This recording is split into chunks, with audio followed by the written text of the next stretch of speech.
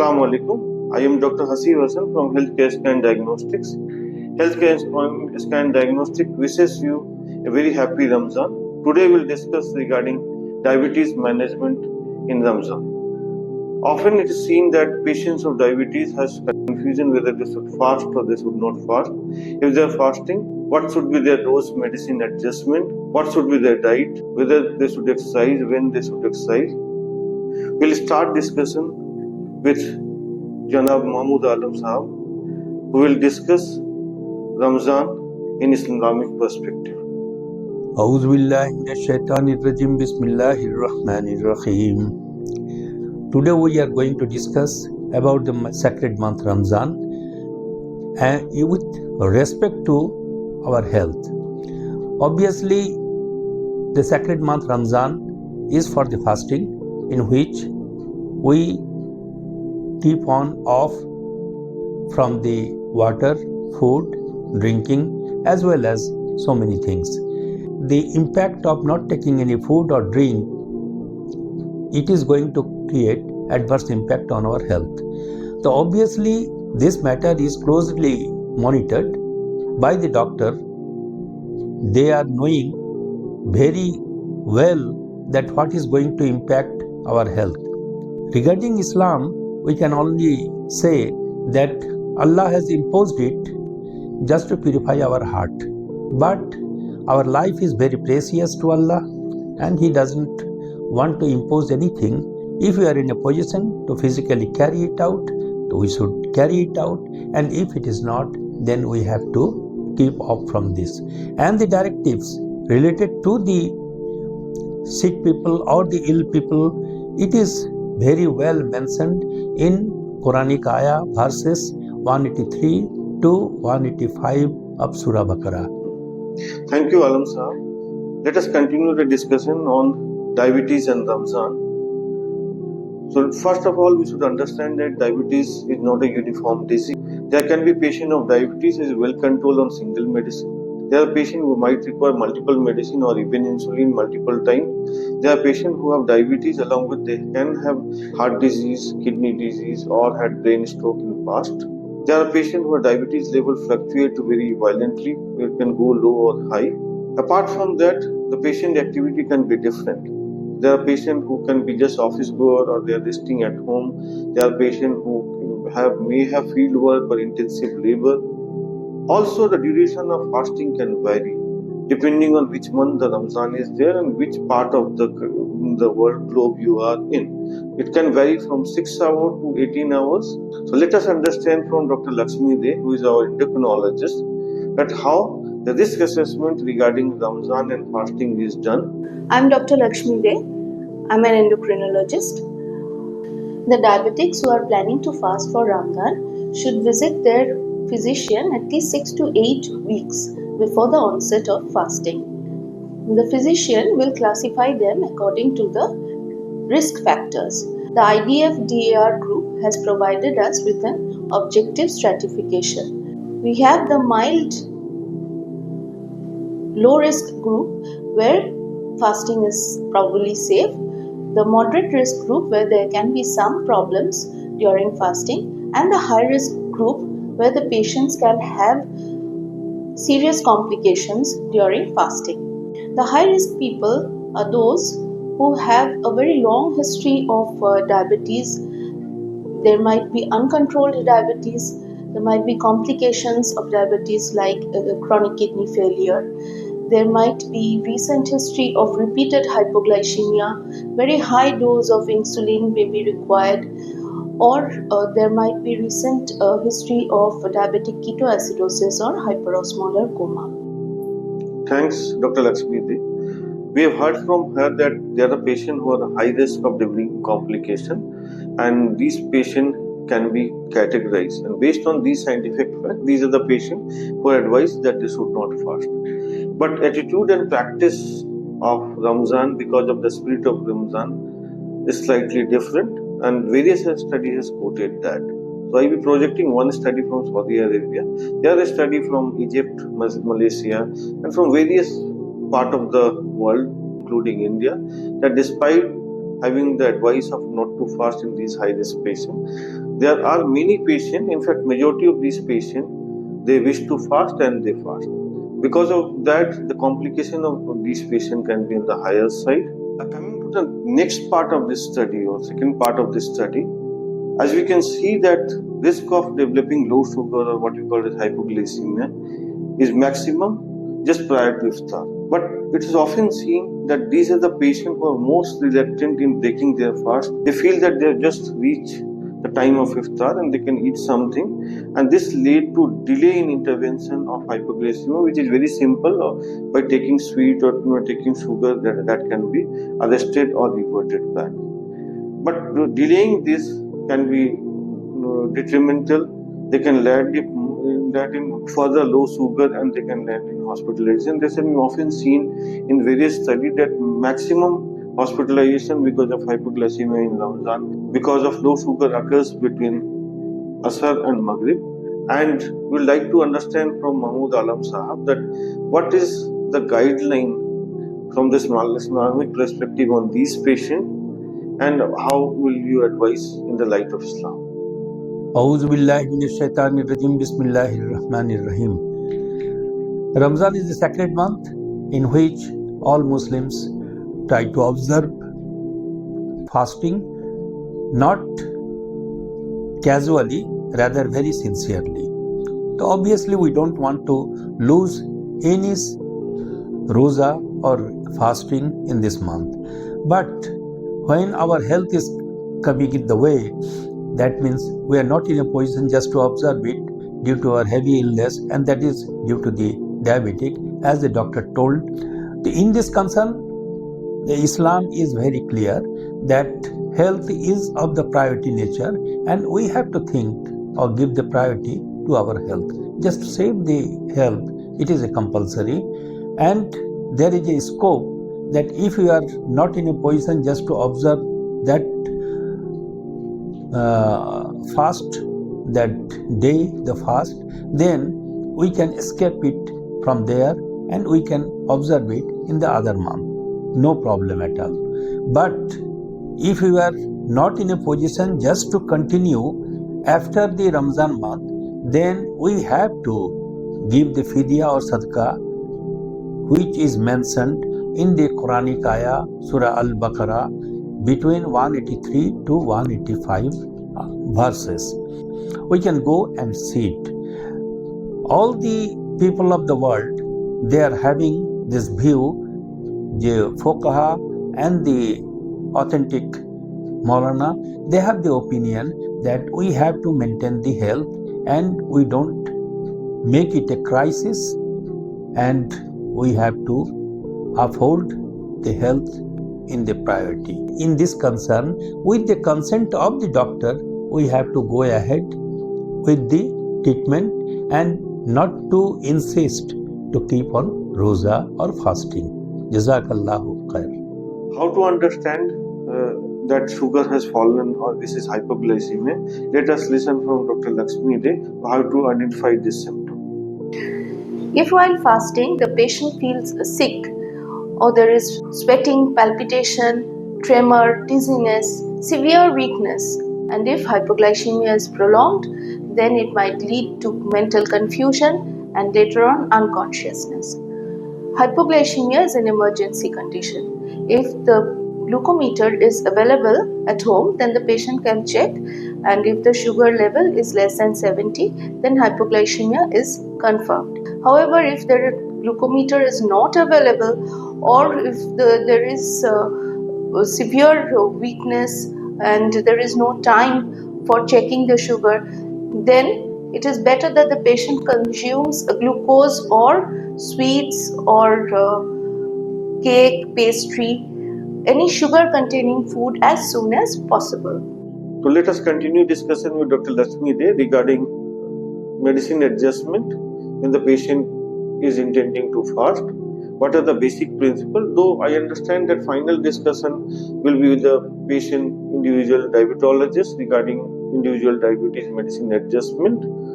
But basic principle we would like to know from you, ma'am. And also we would like to advise our viewer that if you are advised not to fast, and even if despite that, if you want to fast, please inform this to your doctor so that he or she can do the best possible adjustment to minimize the risk. And you should be aware of the risk of low sugar and high sugar, and you should be ready to act based on the symptom which you receive. Dr. Hassan, I would like to say that the final decision regarding medication adjustment should rest with the physician. The patients cannot do this. I think that is risky for patients to adjust the medicines themselves. There are some medicines like metformin, acarbose, repaglinite, pioglitazone, and DPP4 inhibitors, which usually do not require any dose adjustment. However, the timing of the medicines should be changed according to the timing of the meal. The SGLT2 inhibitors, they as such do not cause hypoglycemia, but they cause a lot of fluid depletion. The long-acting sulfonylureas like glimepiride, they require dose adjustments, and they should probably, if possible, be discontinued and replaced with shorter-acting secretagogues, or their dose might be decreased. Those who are on premix insulin, their dose needs to be reduced by 50% at least. And insulin should be taken before the major meal.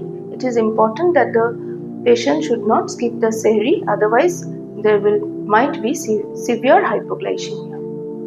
Thanks. As we have heard from Dr. Lakshmi there, that sehri is very important for patient of diabetes patient who intend to fast. Should not skip sehri. Also, you should maintain your exercise regime and also adhere to the dietary guideline. To talk about dietary guideline, we have our dietitian Pal. She will give you an overview of dietary management during Ramadan. I am consultant dietitian Pal.